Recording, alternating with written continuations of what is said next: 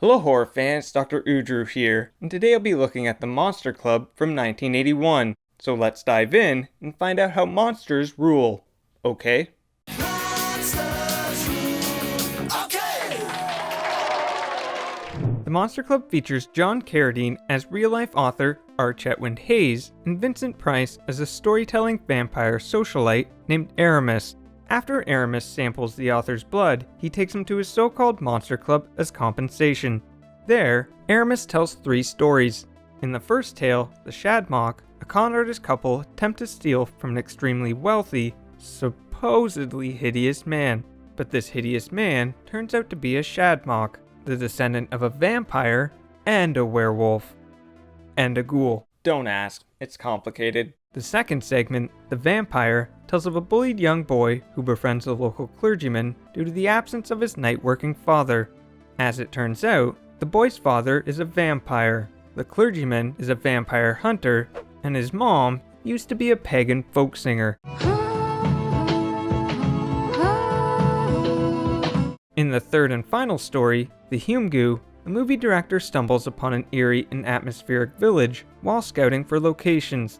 Unfortunately for him, this town is coming like a ghoul town. All the clubs are being closed down. And in closing, Aramis claims we're all a part of the Monster Club, as humans have committed more atrocities than any other species. In the past 60 years, humans have exterminated over 150 million of their own kind. They invented guns and tanks and bombs and aeroplanes and extermination camps. Burning, hanging, decapitation, strangulation, electrocution. The Monster Club was produced by Amicus Productions co-founder Milton Subotsky. After Subotsky left Amicus in 1975, he formed a new company labeled Sword and Sorcery Productions, and the Monster Club marked his return to the horror anthology format. Taking a page from Amicus's From Beyond the Grave, Subotsky based his film on a short story collection by Chetwynd-Hayes and hired Hammer and Amicus veteran Roy Ward Baker to direct it. When casting the Monster Club, Subotsky had hoped to unite the living horror legends of the day: Christopher Lee, Vincent Price, Peter Cushing, John Carradine, Donald Pleasence, and Klaus Kinski. Unfortunately, Lee and Cushing declined, and Subotsky claimed Kinski asked for too much money. Filming for the Monster Club took place in the county of Hertfordshire, England, and at Elstree Studios in 1980. The mansion belonging to the Shadmock is actually the Nebworth House, more famous as Wayne Manor in 1989's Batman. Meanwhile, the monster genealogy chart shown in the film was painted by British comic book artist John Bolton. Having painted the chart before the film was cast, Bolton was surprised by how well actor James Lawrenson resembled his artwork for the Shadmock. Bolton also drew the panels used to illustrate the tale of the ghouls, as well as a comic book adaptation of the film.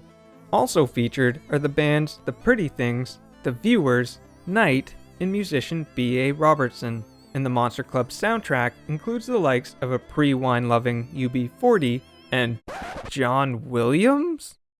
Oh, wrong John Williams. And lastly, as an in-joke, the name of vampire movie producer Linton Busotsky is an obvious anagram of Milton Subotsky. The Monster Club was released in UK cinemas on April 2nd, 1981, but sadly never made it to US theaters. Instead, distributor ITC Entertainment sold it to local television stations. As a family-friendly finale to Amicus's anthology cycle, the Monster Club makes for a fun watch. Now in closing, I leave you with this. Spooky, scary skeletons and shivers down your spine. This video was requested by Jason LeBlanc of the Boston Horror Society and brought to you by the following patrons on Patreon. Be sure to check out the Boston Horror Society on Facebook, and don't forget to subscribe and check out my other videos.